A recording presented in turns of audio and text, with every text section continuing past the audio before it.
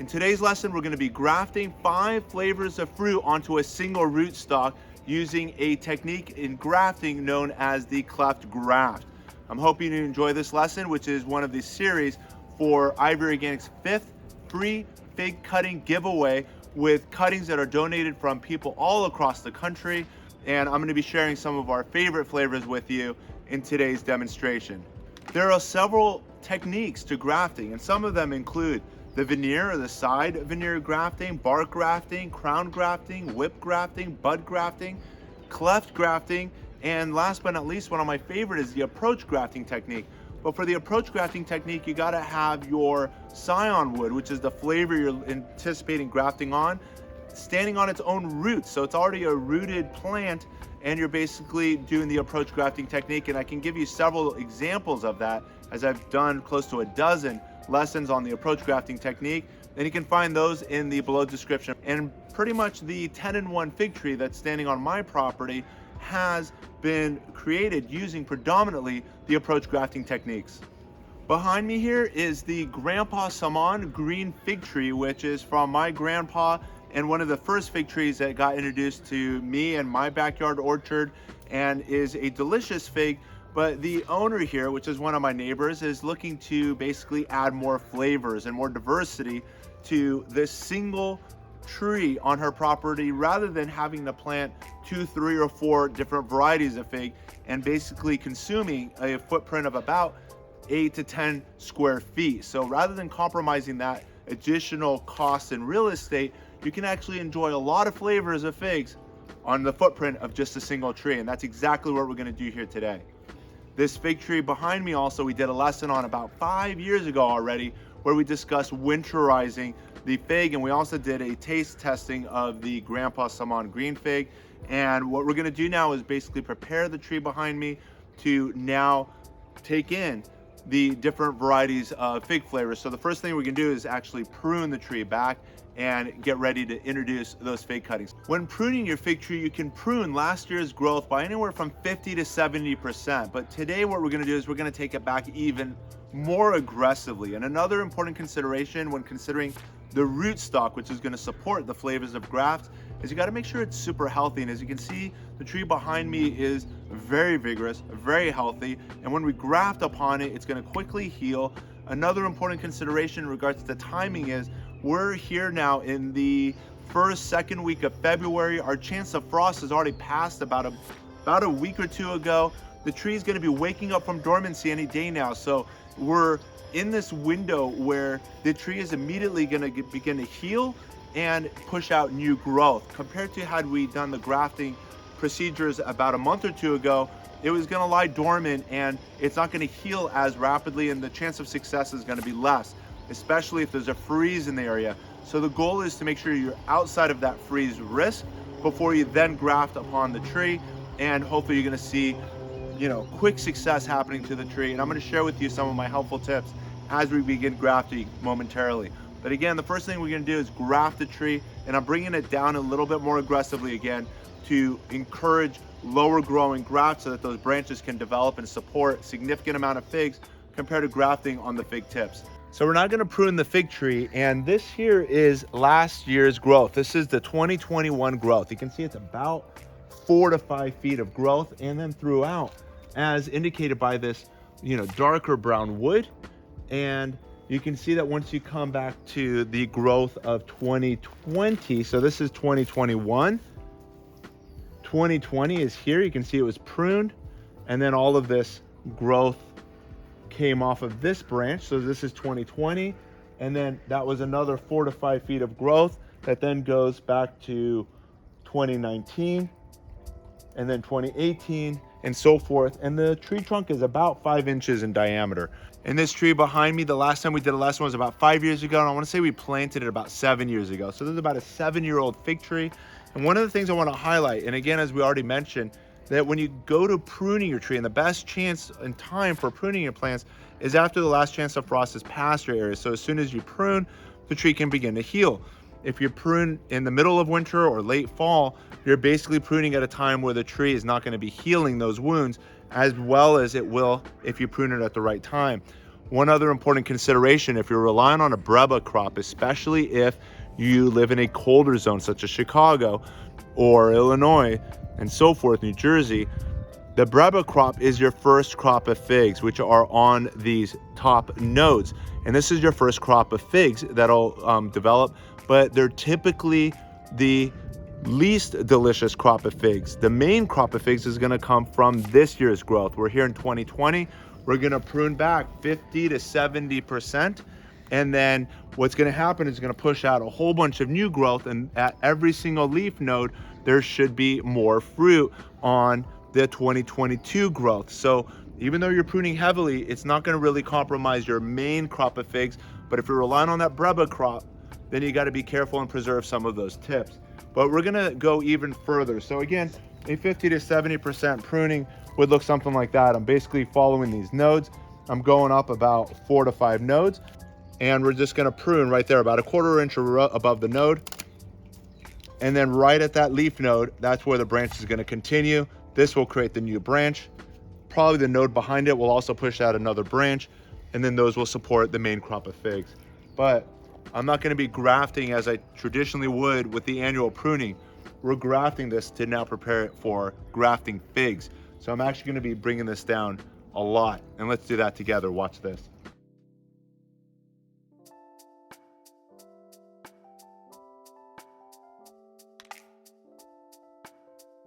So all of these fig cuttings, specifically this is my Grandpa Samon green fig. If you're looking to add this onto your property, if you want to enjoy delicious green figs, flavors of a honey variety, and then also if you're looking for something as vigorous as this particular tree, you saw how large it grew. And again, over the course of, this is about 7 years with annual pruning, today I took it down a little bit more harsh so that way there's more vigor that's gonna go into the grafting that we're gonna be inserting. But all of these cuttings are part of, again, Ivory Organics' 5th annual free fig cutting giveaway. And the contest rules are gonna be in the below video description. You can simply click on that. It's announced every year on February 1st. And the contest runs all month long or while supplies last in the month of February. And again, one of those that you can look for is that Grandpa Samon green fig. But today, I'm gonna be grafting on 5 varieties, up to 8. I brought 8 of them here today. We'll see what we end up with at the end of this. But the first one I'm going to be putting onto the tree is Edgar Valdivia's yellow long neck fig. He's a member of the California Rare Fruit Growers and one of the founding educators on dragon fruit of the modern era. And he's also got a YouTube channel at Edgar Valdivia, and I'll put that YouTube link down below. In addition to Edgar's yellow long neck figs, the other ones we're looking to graft today are going to be the Black Madeira KK from Paul Talley of the California Rare Fruit Growers, the Violet de Solis fig, which was donated by the Texas Boys, and they have a YouTube channel as well as the texasboys.com store. I encourage you all to check out. All of, again, those links you can find below in the video description. The Panache Tiger fig, which came off of my property and off of that 10-in-1 already grafted fig. And again, you can find links to how we accomplished that together in the below video description. And then we also have the Martinica Ramada fig, which was generously donated by Paul Talley, the California Rare Fruit Growers. Another variety which, similar to the Tiger Panache fig, looks like a green striped fig but ripens purple, has a complex berry flavor. That's another one we're hoping to get on. We also have the Amon Citron fig donated by the Fig Hunter, and he has a YouTube as well as the Fig Hunter store. And again, those links you can find below in the video description. And then we also have 2 other varieties I brought, which are, coveted flavors of figs donated by Daniel Chen, a soon-to-be dentist in Texas. And you can check him out and a lot of his varieties on his Instagram.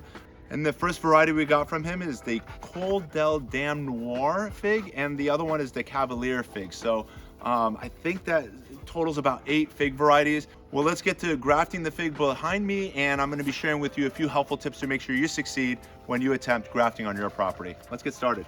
So now we're going to prepare to graft onto this rootstock, and the rootstock is basically going to be the bottom portion of the graft. The top part that controls the flavor is known as the scion.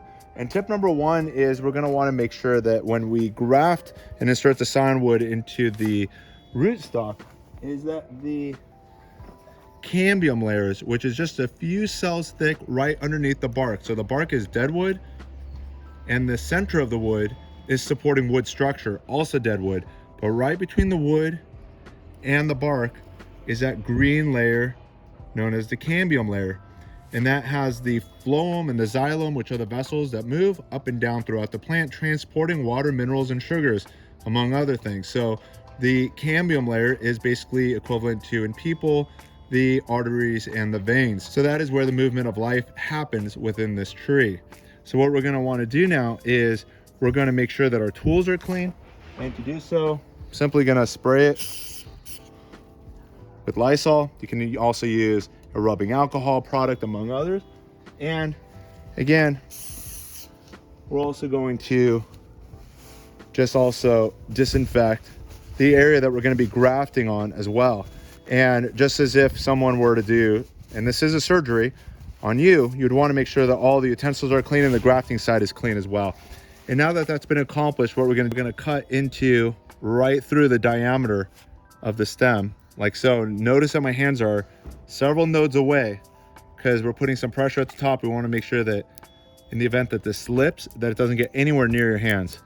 And we're going to go about 1/2 inch deep. No need to really go more than that. And that's actually big enough. I think now that's about 1/2 inch, maybe 1 inch tops. And again, you can see hopefully the bark, that green layer just behind the bark, the supporting wood, and you may have noticed that little white center. That's the pith of the stem. And now we can pull this out. And now let's prepare the flavor that's going on top, which is going to be Edgar's yellow long neck figs.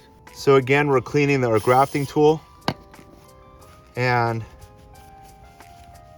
for those of you that have got your fig cuttings, you're going to notice they're all labeled. This one here says Edgar's yellow long neck fig. And you open it up here, you're going to receive a cutting like so. This one came with 2. You can see the rooting powder that's at the bottom and ready to be going into your potting mix that you put together from hopefully videos you've watched here at Ivory Organics. And there's others and other lessons you're going to see coming up in the upcoming weeks, demonstrating fig cutting. And again, all of those you can find as they become available in the video description below.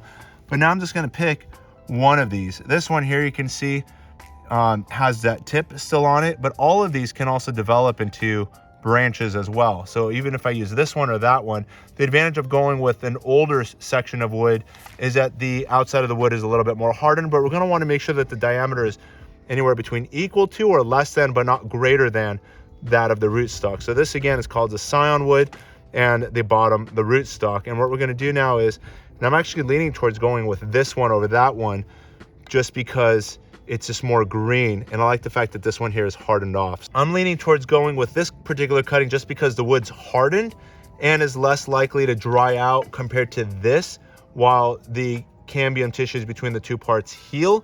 Even though this one looks tempting since it has that tip, which is naturally going to push out leaves, compared to some of these that may push out figs before the leaves come out. But again, I just feel like I'm going to have higher and greater success using a more hardened wood. And there are some tips that are more hardened, such as, again, here's the Grandpa Samon fig. You can see if I had a tip like this, I would use it because it hardened beautifully to the tip. Whereas this one here, and I can kind of tell you why, is Edgar last year pruned his fig so heavily that it just created a lot of, you know, vigorous growth, and a lot of it just didn't have the chance to harden off as well as it would if it was, you know, just less, you know, of 50 to 70% prune rather than, you know, an 80-90% prune, which is what they did to their fig tree about a year ago. So now in preparing the scion wood, I see that this here is where the leaf scar was from last year, and there's node number 1, and this is going to push out leaves and maybe fruit, but we're going to take off that fruit if it happens. And then this here is node number 2. So I'm going to give this 2 chances to create branches and fruit. So I'm now going to create the wedge. Here's leaf node number 1, leaf node number 2, and right below it, I'm going to start creating the wedge. Below that node is going to be where it's going to get inserted. And now we're going to create a wedge with the pointed tip that's going to be in the front of the insert. This here is going to be within the center part of the rootstock, which you're going to see as we insert it now. So now using a flathead screwdriver, I'm simply going to prop and pull these 2 parts apart. So again, that tip 1, and you can actually see it very nicely now. Bark is on the outside, just underlying the bark. Right in this zone over here is the green cambium tissue, just a few cells thick, and then the supporting wood below that. We got to make sure that the cambium tissues of the rootstock align with the cambium tissues of the scion wood, and that you don't insert the scion wood down the middle, because that would result in none of the cambium tissues between the two parts touching, and you will not have grafting success. And you can see that one side, my left side, is in better contact than the right side. But again, we're now going to tighten and try to force those two sides, to create further contact, which is going to be step 2. So step 1 is making sure the cambium tissues between the scion and the rootstock are in contact. Step 2 is to secure the two parts. And what we're going to do now is one of my favorite methods since I was like 12 and 13 grafting fruit trees, is using fishing string or just nylon string. Most people use either a parafilm or grafting tape, and what that will additionally do is secure the moisture as you're wrapping it. But I actually want to come and visit this, and we're going to talk about that shortly, every few weeks, and I get to watch the healing happening without taking off the tie. And that's the reason why I've always, leaned towards using nylon string instead of grafting tape. And when you see the results in the upcoming few weeks, and just a reminder for those of you that haven't already subscribed, a reason to subscribe and hit that push bell notification to stay informed of all of these lessons as soon as they become made available, because I will be visiting this tree every few weeks and sharing the success that I expect to share with all of you within the upcoming, on average, about 6 to 9 weeks, Edgar Valdivia figs growing off of the Grandpa Salmon rootstock. If the rootstock was larger or the scion wood was smaller, I probably could have inserted 2 into this grafting wound and had 2 flavors or 2 of the Edgar's yellow long neck figs growing out of this one incision that we've made together. But you can see that there's a gap. We're going to talk about healing it using the Ivory Organic 3-in-1 product once the healing is complete.